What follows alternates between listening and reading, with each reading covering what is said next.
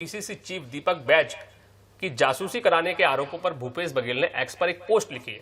उसमें उन्होंने जरूर बीजेपी पर निशाना साधा है कि भाजपा सरकार को आखिर किससे डर सता रहा है, जिसकी वजह से वह विपक्षी नेताओं की जासूसी करवा रही है।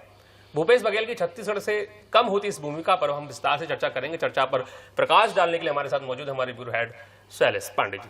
शैलेश जी, क्या लग रहा है, इतना बवाल मचा हुआ है बीते 24 घंटे से और भूपेश बघेल लगभग तस्वीर से नदारद है।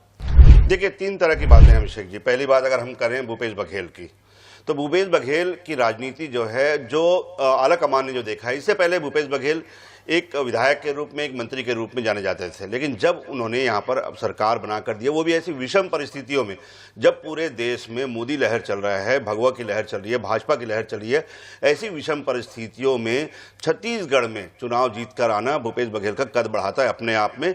और अगर हम ये कहें कि उन्हें छत्तीसगढ़ की राजनीति से दूर रखने की कोशिश की जा रही है, तो सरासर गलत बात है, क्योंकि भूपेश बघेल का कद अब केवल छत्तीसगढ़ के लिए सीमित नहीं रह गया है, खासतौर पे आलाकमान की नज़रों में। आलाकमान ये जानता है कि वो एक अग्रेसिव नेता हैं, विजनरी नेता हैं, वो नस पकड़ना जानते हैं। अगर उन्होंने छत्तीसगढ़ की नस पकड़ी कि यहाँ पर किसानों को क्या चाहिए, लोकल लोगों को क्या चाहिए, यहाँ पे जो मजदूर हैं उनको क्या चाहिए, कर्मचारियों को क्या चाहिए, तमाम चीज़ों को उन्होंने जाना।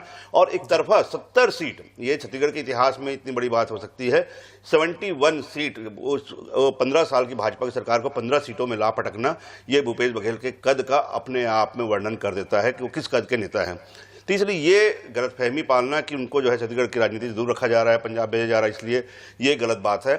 वो अब मास लीडर, राष्ट्रीय नेता बन चुके हैं छत्तीसगढ़ कांग्रेस के साथ साथ राष्ट्रीय कांग्रेस की AICC के लिए।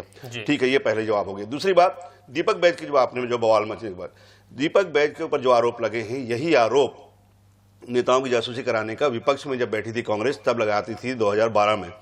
उस समय तत्कालीन एक IPS ऑफिसर पर जुर्म भी दर्ज किया गया था। इन्हीं सब आरोपों में ये कहा गया था कि एक मशीन लाया गया है जो कि नंद कुमार पटेल जैसे बड़े नेता हैं, अजीत जोगी हैं, तमाम जो बड़े नेता हैं उनकी जो है फ़ोन रिकॉर्ड करवाए जा रहे हैं। इस तमाम नेताओं की बड़ी स्तर पर जांच की मांग भी की गई थी। खुद भाजपा सरकार में गृह मंत्री रहे रामविचार नेताम ने भी ये मांग उठाई थी। उन्होंने भी शंका जाहिर की थी कि शायद बड़े अधिकारियों के, मंत्रियों के, नेताओं के फ़ोन टैप किए जा रहे हैं। ये दूसरा सवाल है।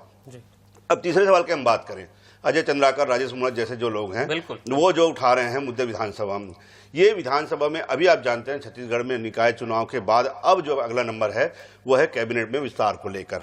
कहीं ना कहीं जो 2 पद खाली हैं कैबिनेट में, मंत्रिमंडल में, उसके लिए होड़ मची हुई है। और इस समय जो सबसे जो ज़्यादा जोर लगा रहे हैं यही दोनों नेता हैं। राजेश मूणत जैसे कि बृजमोहन अग्रवाल अब सांसद बन चुके हैं, तो निश्चित रूप से रायपुर की जो संभाग की जो सीटें हैं उनमें से एक विधायक को कम से कम कैबिनेट में लिया जाना है, ये सभी जानते हैं। राजेश मूणत पहले PWD रह चुके हैं, RTO परिवहन विभाग भी देख चुके हैं और बहुत सफलतापूर्वक उन्होंने PWD मंत्री रहते हुए इस विभाग का संचालन किया था, विकास कार्य कराए थे। इसलिए लोग चाहते हैं अपना कद बढ़ाना और मंत्रिमंडल में शामिल हो, तो निश्चित रूप से अपनी उपस्थिति वो दर्ज करा रहे हैं। अजय चंद्राकर पूर्व में मंत्री रहे हैं, काफ़ी जवाबदार नेता माने जाते हैं और काफ़ी आक्रामक के साथ ही साथ काफ़ी अध्ययनशील नेता माने जाते हैं।